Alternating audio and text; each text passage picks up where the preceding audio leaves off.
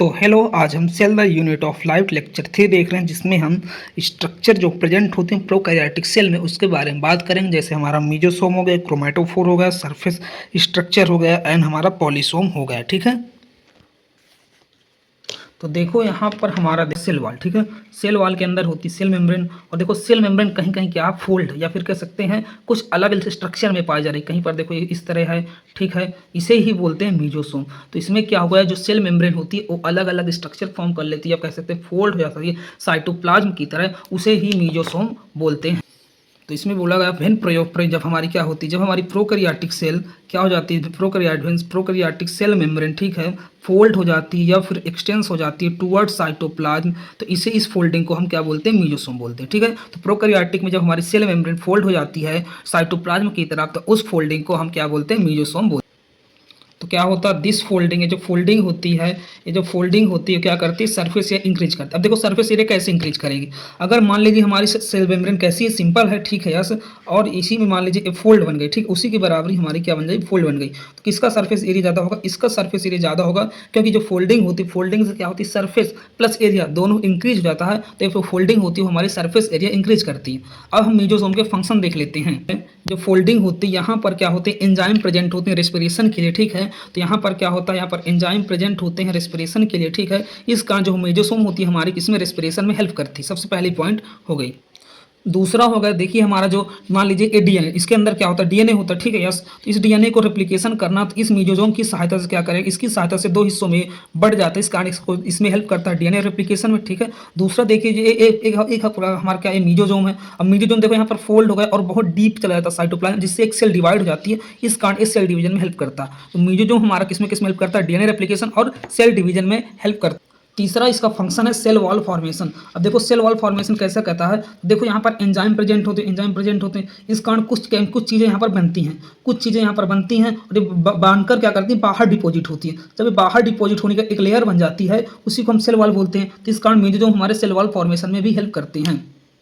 चौथा इसका फंक्शन है सिक्रेशन करता वेस्टेज का या फिर एक्सक्रीटरी मटेरियल। देखो इसको कैसे करेगा, देखो यहाँ पर क्या हो, यहाँ पे मान लीजिए, यहाँ पर मान लीजिए कोई भी चीज़ बना, मतलब जो बना जो कैसा जस्ट सेल के काम के नहीं है, तो क्या करेगा, यहाँ पास जाएगा, यहाँ पास कहाँ पर, मीजोसोम के एकदम डीप तक पहुँचेगा, और मीजोसोम यहाँ पर क्या करेगी, मीजोसोम इसको क्या करेगी, इसको वैक्यूल बनाकर बाहर करती है, इस कारण सिक्रेशन में हेल्प करता है। तो मीजोसोम हमने पढ़ा, मीजोसोम के बाद मीजोसोम हमारा क्या होता है, मेम्ब्रेनस क्या होते हैं, मीजोसोम हमारे सेल मेम्ब्रेन के क्या होते हैं, फोल्ड होते हैं, किसकी तरफ होते हैं, साइटोप्लाज्म की तरफ होते हैं, ठीक है, और इस फोल्डिंग को मीजोसोम बोलते हैं। इसके कारण क्या होता है, इसके कारण हमारा सरफेस एरिया इंक्रीज होता है, ठीक है। फिर मीजोसोम क्या होता है, इस मीजोसोम में एंजाइम प्रेजेंट होते हैं रेस्पिरेशन, इसका रेस्पिरेशन में हेल्प करता।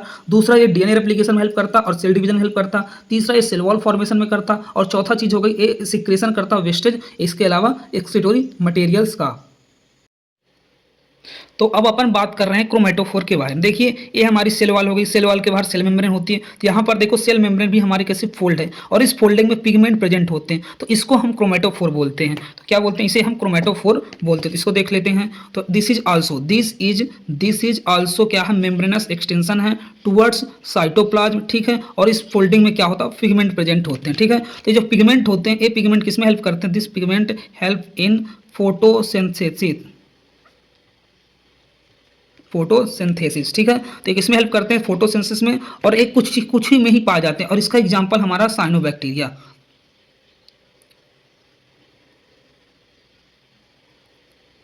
मतलब ये सभी प्रकार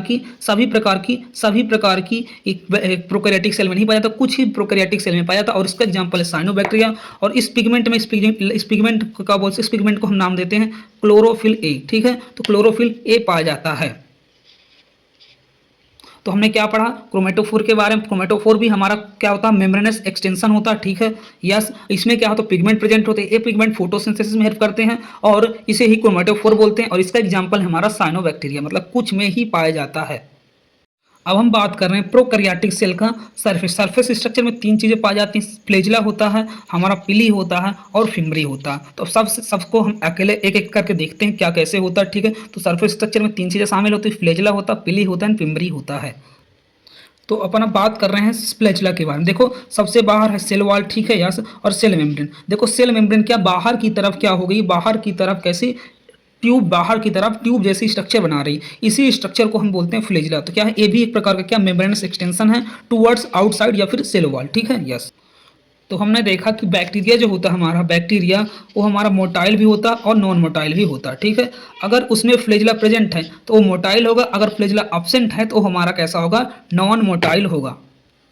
अब बात कर रहे हैं फ्लैजिला के पार्ट्स, मतलब फ्लैजिला कितने पार्ट्स से मिलकर बना था। तो जो फ्लैजिला होता है वो 3 पार्ट से मिलकर बना होता है। देखो, ए हो गया वेसल बॉडी, फिर उसके बाद हमारा होता है हुक, फिर उसके बाद होता है फिलामेंट, ठीक है। तो इसके 3 पार्ट होते हैं। सबसे पहला पार्ट होता है वेसल बॉडी, दूसरा पार्ट होता है हुक और तीसरा पार्ट होता है फिलामेंट। जो फिलामेंट होता है वो लॉन्गेस्ट पोर्शन होता है फ्लैजिला का। फ्लैजिला का सबसे लॉन्गेस्ट पोर्शन होता है, उसे बोलते हैं, क्या बोलते हैं, उसे बोलते हैं हम फिलामेंट बोलते हैं।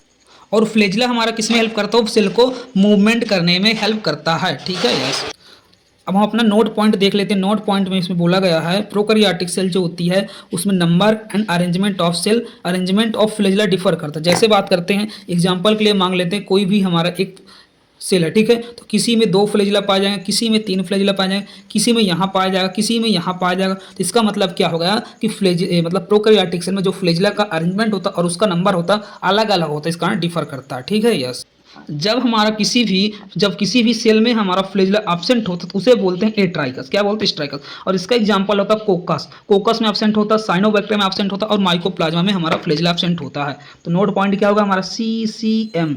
सीसीएम जो होता है कोकस, साइनोबैक्टीरिया और माइकोप्लाज्मा, इनमें फ्लैजिला नहीं पाया जाता। इस कारण ऐसी सेल को क्या बोलते हैं, एट्राइकस बोलते हैं। क्या बोलते हैं, एट्राइकस बोलते हैं। तो पीली हमारी कैसी होती है, जो पीली होती है हमारी कैसी, लॉन्ग होती है एंड ट्यूबुलर होती है, ठीक है।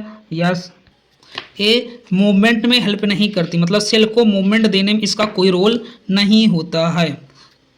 ये परफॉर्म करती है स्पेशल फंक्शन सेक्सुअल रिप्रोडक्शन में, ठीक है। यस, हमारी कंजुगेशन ट्यूब बनाती है। अब देखो कंजुगेशन ट्यूब कैसे बनाती है, तो मान लेते हैं जिसमें हमें पीली पाई जाती है तो 2 सेल के बीच में कंजुगेशन ट्यूब, एक सेल ए हो गई और एक सेल ए हो गई, ठीक है। तो इन दोनों के बीच में एक कंजुगेशन ट्यूब होती है जिससे इसका डीएनए इसमें ट्रांसफर हो जाता है, ठीक है। तो कंजुगेशन ट्यूब बनाने में हेल्प किसका होता है, हमारे पीली का होता है, ठीक है। ये हो गया हमारे इसके बारे में, पीली के बारे में। तो पीली हमारी कैसी होती है, लॉन्ग होती है एंड ट्यूबुलर होती है, ठीक है। और इसका रोल मूवमेंट में नहीं होता और स्पेशल सेक्सुअल रिप्रोडक्शन में हेल्प कराती है और कंजुगेशन ट्यूब बनाती है, ठीक है। स्मॉल होती है ब्रिसल लाइक, देखो ये है ना, स्मॉल ब्रिसल लाइक, मतलब कह सकते हैं जो ब्रश होते हैं, ब्रश के एकदम ब्रिसल लाइक होती है, उसी तरह होती है ये। इसका भी रोल सेल के मूवमेंट में नहीं होता, no role in movement of cell, ठीक है। तो इसमें किस में हेल्प करती है, जो हमारे क्या होते हैं, जो हमारे फिमरी होते हैं वो अटैचमेंट में हेल्प करते हैं। सबस्टेशन, सबस्टेशन का मतलब होगा रॉक और चट्टान। जैसे देखो ये है एक प्रकार की हमारी एक रॉक हो गई, ठीक है, ये हो गई रॉक। अब इसके अंदर चिपकाना, इसको सब अटैच करना है, तो ये हमारे जो फिमरी होते हैं, फिमरी की सहायता से यहाँ पर चिपक जाते हैं। तो इसमें हेल्प करता है, अटैचमेंट में हेल्प करता है, किसमें, सबस्टेटम में। तो हम फिमरी के बारे में होगा, स्मॉल ब्रिसल लाइक होते हैं। इसका रोल मूवमेंट में नहीं होता, इसका रोल अटैचमेंट में होता, होस्ट में और रॉक में, ठीक है। तो अब हम बात कर रहे हैं किसके बारे में, पॉलीसोम के बारे में, ठीक है। इसे पॉलीसोम या पॉलीराइबोसोम बोलते हैं। तो मान लीजिए इसका कैसे सकते हैं, एक एमआरएनए लेते हैं, एमआरएनए की एक लंबी थ्रेड लेते हैं या कह सकते हैं एक लंबी चेन लेते हैं। जब उसमें राइबोसोम अटैच हो जाते हैं तो उसे पॉलीसोम बोलते हैं। देखो ए राइबोसोम होगा, ए राइबोसोम होगा, ए राइबोसोम होगा, ए राइबोसोम, ए राइबोसोम, ए राइबोसोम, और एक इसमें अटैच हो गए हमारे एमआरएनए पर, तो इसी को बोलते हैं पॉलीसोम। तो हमने क्या पढ़ा, जब सिंगल एमआरएनए पर कई सारे राइबोसोम अटैच हो जाते हैं उस स्ट्रक्चर को हम पॉलीसोम बोलते हैं, ठीक है। यस, ये किसमें हेल्प करता है, ये हमारा हेल्प करता है, किसमें हेल्प करता है, ये हमारा प्रोटीन सिंथेसिस में हेल्प करता है। तो आज के लिए बस इतना ही। आज हमने क्या क्या पढ़ा, आज हमने बहुत सारी चीज़ें पढ़ी। सबसे पहले हमने पढ़ा क्या, सबसे पहले हमने पढ़ा हमारे क्या मीजोसोम के बारे में, फिर हमने क्रोमेटोफोर के बारे में, फिर सरफेस स्ट्रक्चर में फ्लैजिला, पीली और फिमरी, और हमने पॉलीसोम, मतलब 4 चीज़ें आज हम मेजरली कवर किए हैं, ठीक है।